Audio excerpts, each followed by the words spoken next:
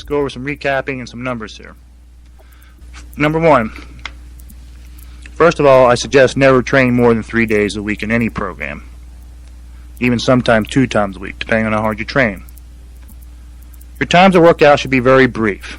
Depends on your intensity of your efforts and your conditioning. I recommend no more than 45 minutes, even as little as 20 minutes, 15 minutes, as I have done and been totally exhausted, and no more. Be creative in your training. You can add different exercises. I don't mean add to the routine, but change within the routine. Get away from the dogmatic structures. You have to do a certain amount of this and a certain amount of that. Stay within a certain structure, but don't get to the point where it has to be exactly to the number and exactly to the set, like 10 sets and 10 reps. You can do 2 sets and 6 reps. You can do 1 set and 8 reps. Just depends on how hard you contract your muscle against the weight. Warm-ups. Warm-ups won't prevent injury. It is simply a ritual to fuel you for your workouts. It will help you stimulate your adrenals and get your fluids moving. It also will help your focusing ability for what's in front of you. That's a fact, by the way. There's no proof that stretching will prevent injuries. Actually, if you're cold and you stretch, you could tear or hurt yourself. Stretching should be done after a workout. Okay, that was number 4, the warm-up. Let's move on to number 5. Remember, have direct and controlled movements in exercising. I want you to think and feel the muscle all the way through the range of motion. Up and down. Feel it.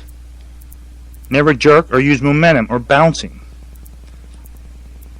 because this will generate an unspecified force. Inconsistent contractions. This can cause an injury, especially in a stretch position. The starting position. If you're jerking and moving as fast as you can, you're going to tear something. The 4 phases are a very mathematical and logical series of speed and time contractions. If you follow them exactly, you will never suffer an injury. I didn't tell you how to do it in the workout. You have to decide how you want to train.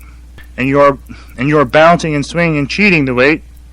There you manifest a series of aches and pains, and usually joints and tendons and ligaments will tear, so you have to decide what kind of training you're going to do and apply it. You can do endurance training with it. As I stated, heavy-duty training with it. You can train like your favorite champion or whoever, but just stay with the basics, what I told you here. And you won't make big mistakes. You'll make just little ones. Again, let me specify. I call it Kavit emptor. Beware. Don't let weights be your enemy. Make them work for you. That means control your ego. Use weight that you can contract with meticulous control.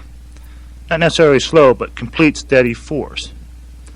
Overtrain. Don't let that ego control you. Don't let it make you overtrain, so you become a mental wreck. Just keep going over your series and over your steps. Keep it in your journal. This will keep you sane and logical. Objectify yourself.